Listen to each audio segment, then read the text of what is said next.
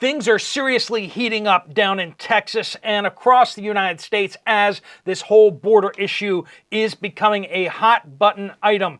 25 governors have now signed a statement. This just happened yesterday that is denouncing President Biden's border policies and in support of Texas.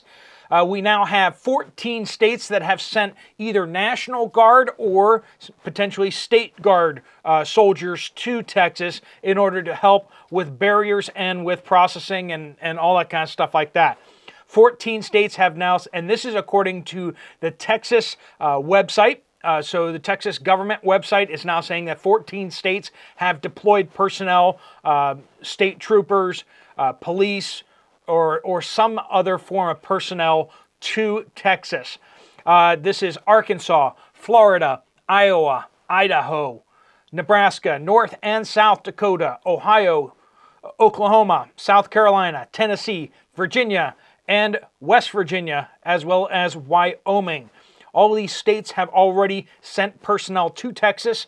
There is rumor going around on Twitter, and I'm not sure if it's based in anything. They said 27 states have now sent private militias. Now, private militias aren't under the auspices of any states, and so are private militias heading to Texas? Possibly. I haven't been able to verify that with any sort of a reputable news source, but it doesn't make sense that that volunteers are pouring into the state of Texas.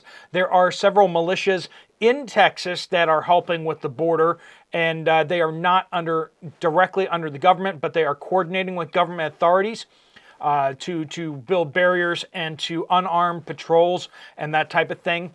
Now, this is getting out of hand and getting out of hand fast. And one of the most notable things that I'm going to point out right off the bat is that that President Biden has been silent, absolutely silent, which has me concerned. Has me concerned that he thinks that this is a trap, that he's letting the Republicans, he's letting a bunch of these states, and particularly Donald Trump himself, walk into a trap. Just like 4 years ago, three years ago, January 3 years ago.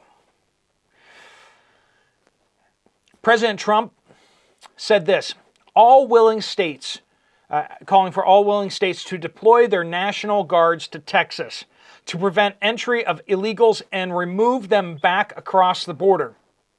He said, Texas has rightly invoked the invasion clause of the Constitution and must be given full support to repel the invasion. If you're not familiar with this, basically, states are not allowed to activate their military and use it for border and for other purposes like this, unless invaded. And Texas has said, we are being invaded. And because of that, they've called up their National Guard to start taking action. Now, Texas has three parts of the Texas military department, I believe it's called. The Texas Military Department has the Army National Guard, has the Air Force National Guard, or Air National Guard, and then it also has the State Guard. Now, some states out there have state guards. Not too many of them, but the idea was basically when the National Guard was activated in World War II and they were sent overseas, they're like, well, we still need kind of like a National Guard type thing. So what they did was they started up what was called a State Guard, or basically the state militia. And these are organized. They're like the Army National Guard, except for the fact that it is directly reportable to the state, has no obligations whatsoever to the federal government. So these state guards, which is what a lot of people are looking at right now, Texas has just called for volunteers from unactivated Air National Guard units, Army National Guard units, and asked for volunteers from the Texas State Militia, or the Texas State Guard. This is unprecedented, of course. Now, how big of a difference is this going to make? Well, the State Guard of Texas is about 1,600 members. These members are at this point, they have the option of volunteering, and they're going to get, like, I think it's $55 a day to basically put up razor wire, concertina wire, and can make construction of barriers, that type of thing. The National Guard is not out there doing anything to anybody. They're erecting stationary, border fixtures. They're not out there putting landmines out. They're not doing. They're not running around with guns, and some people are out there saying that what they're doing is they're putting up barriers. They're putting up shipping containers, and they're putting up razor wire. Razor wire has never attacked anybody in the history of the world. Razor wire, you have to put yourself into it. It's not putting anyone in there. Now, some people are out there on Twitter and other places saying that they are creating a human trap. A trap for humans. What do you mean a trap? If you choose to walk into a fence of razor wire, that is a choice of yours. It did not. You do not get surprised by razor wire. It's there. It's sitting there out in the open for you to see, and it's designed for you to go around it. So you see it, and you're like, I'm not going to go that way. I'm going to go a different way. And that's what's happening out there. So 14 states have deployed personnel so far. President Trump has asked any willing states to deploy their National Guards. He didn't say state guards particularly, but not too many states have state guards. But one notable exception to not having a state guard is Florida. Florida reactivated their state guard under Governor DeSantis in 2022. They didn't have a state guard since World War II, and then they reactivated in 2022. They called up 400 people to be in the state guard, and then in 2023, they expanded it from 400 to 1,600. And they have a bill that's being ramrodded right through the House in Florida to make it very clear that the state guard is to be able to be deployed outside the state. Now, other states may have barriers to that. Tennessee has a state guard. South Carolina has a state guard. Those are just ones that kind of popped up, and I was just trying to see what's going on out there. Are other states expanding their state guards? I have not seen news articles or anything like that as of that. But and just so you kind of understand, the state guard is not just like some random people kind of volunteering. Generally speaking, they are usually military, ex-military, so people leave the National Guard or they leave active duty military and then they go into the state guard. This is one, so the state guard doesn't have to train people quite as much. Also, so that it doesn't get full of people that are just out there trying to do all sorts of nefarious things. But it's attractive to ex-military people because if you go into the National Guard, you could get called up and sent to Iraq or Afghanistan or heaven knows where. But State Guard doesn't get called up by the national, by the president. They don't answer to the president. They only answer to their governor and to the legislature of their state. So this is what's happening out there. This is the most up-to-date information I can get for you. Major escalations.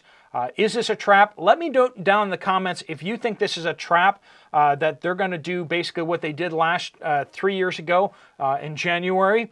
Are they just trying to pull people in and then bring down the federal hammer on people, basically crack down on private militias, start charging people with crimes, and then disappear people into the federal lawfare system again? Are they using this to, say, get this to the point where they can then say that this is an insurrection, that this is a rebellion? I am very cautious about this, and before you hop in a car or a van and head down to Texas yourself, be very careful about this one.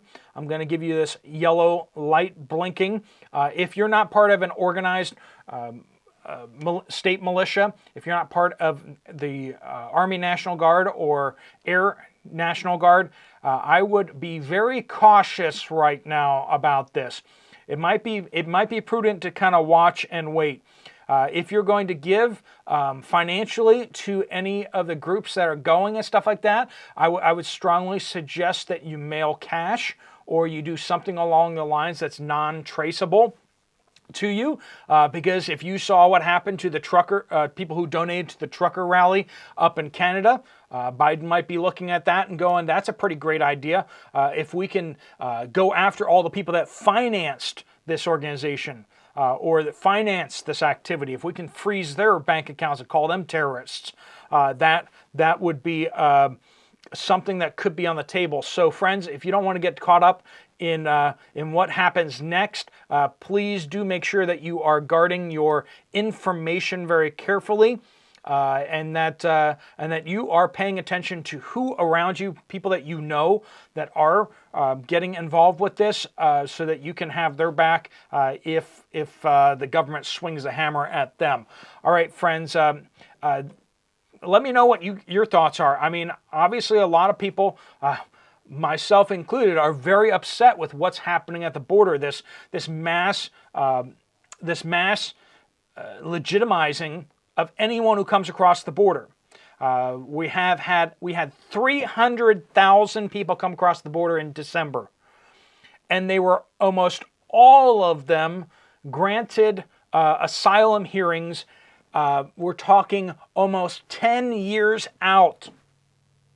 Almost all of them were granted asylum hearings 10 years out, and they're given permission to stay in the country and to start claiming welfare, start claiming food stamps, start claiming all sorts of benefits, and including getting work permits. So I say that they're illegal, but the federal government has already rubber stamped them as not illegals anymore.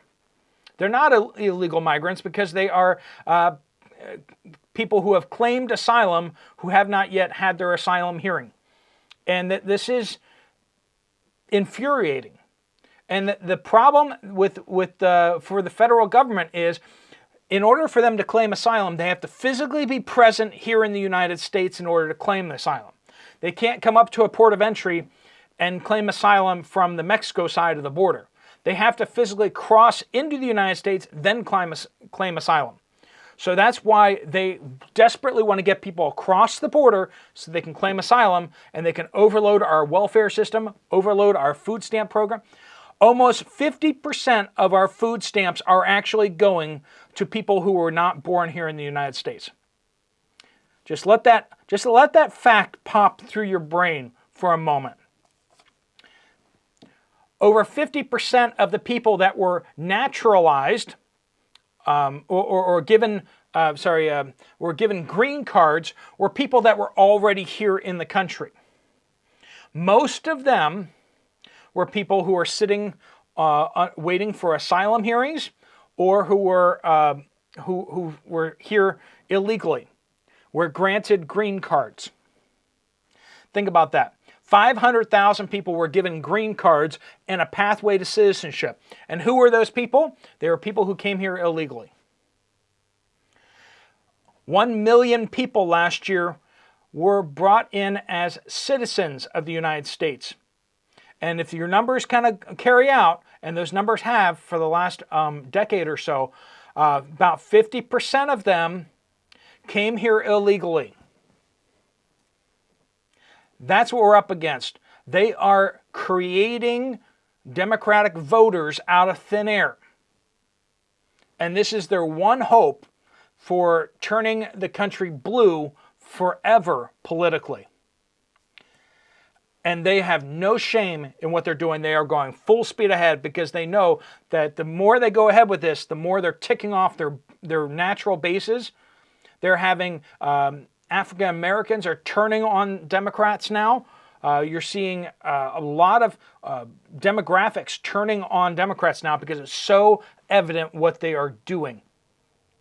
And this is where we are. The world is heating up, and we are just trying to hang on. All right, friends, be praying for your country. Be concerned And please do take steps to protect yourself. If you do, for whatever reason, head down to Texas, seriously consider the possibility of, managing whether your cell phone is pinging cell phone towers, because your phones are being tracked everywhere you go. Just be aware of that. Taking a battery out of your phone doesn't even necessarily stop the usage. You really want to have an EMP-proof bag, or a bag that is EMF proof, that no frequencies can come in and out of. Basically, essentially a Mylar bag for your phone. You might want to put several Mylar bags and make sure that they are sealed. That will block all transmission of your cell phone. Think through security, friends, because this may be a trap being set up, and I don't know what happens next. All right, friends, take care out there. If you want to check another video from this channel, there's one right up here. I'll see you over there, or I'll see you guys later. Steve Poplar of the Poplar Report, out.